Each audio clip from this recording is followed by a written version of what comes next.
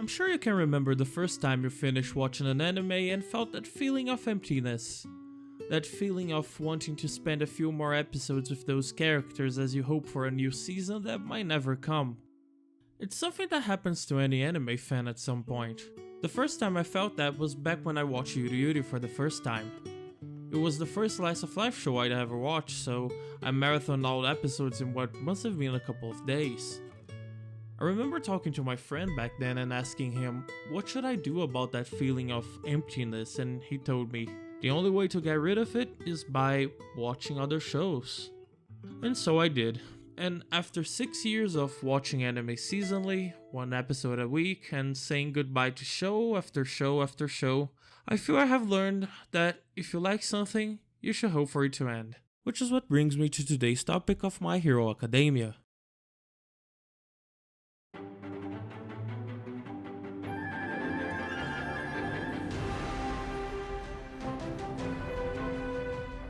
Unless you've been living under proverbial anime rock, you probably know that this show is, well, kind of a big deal.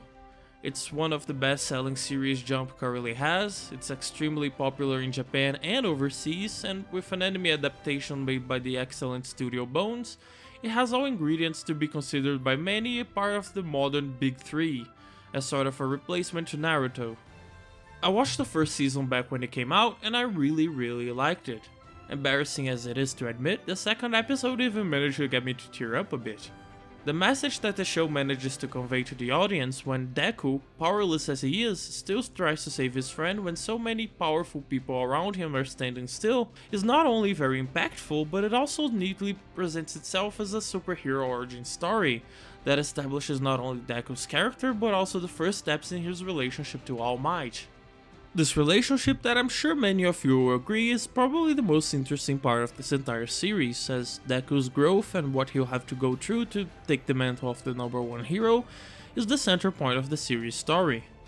It felt like a fresh take on shonen formula, focusing on themes of responsibility and living up to expectations.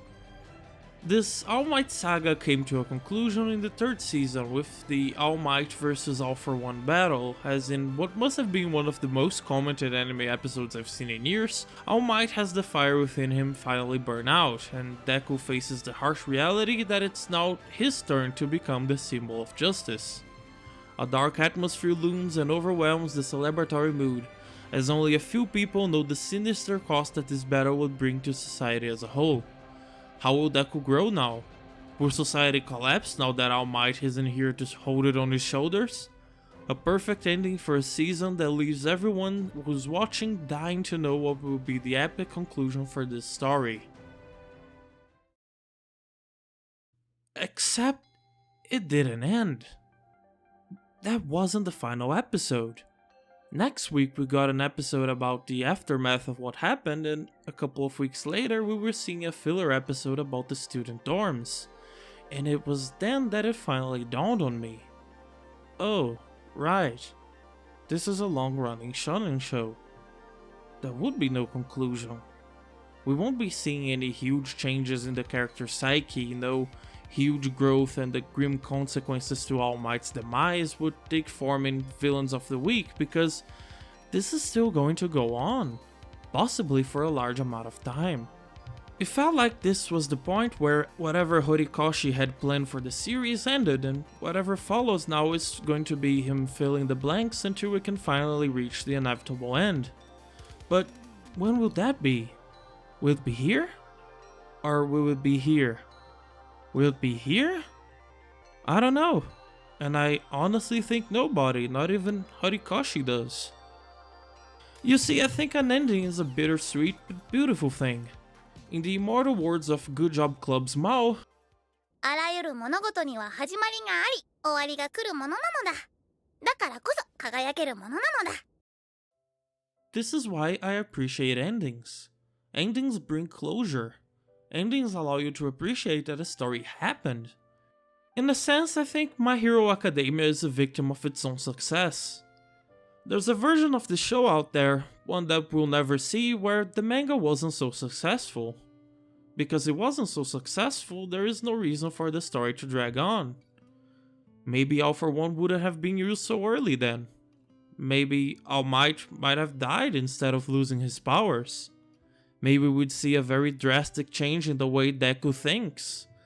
A very dramatic change in mindset that will force him to grow faster. An ending to this story.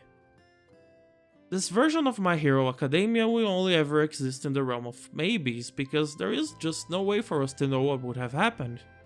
And so we left here, with a show that in my opinion becomes more average and unremarkable with each episode.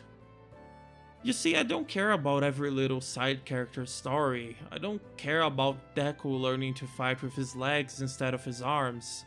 It's all very secondary to the thing that made me love this show in the first place. The feeling of watching that powerless boy move when everyone else stood still. And I don't want you to get me wrong here. If you still watch My Hero Academia and like it, then good for you. I'm sincerely happy that the series is able to bring enjoyment to so many people, and I can guarantee that maybe like 4, 5 or 6 years from now, I'll remember that one manga I liked so much years ago and go check on the conclusion that we got. Until then, I'm keeping the series on hold. All I can do is hope that, for the sake of everyone who watches it, My Hero Academia burns out, instead of fading away.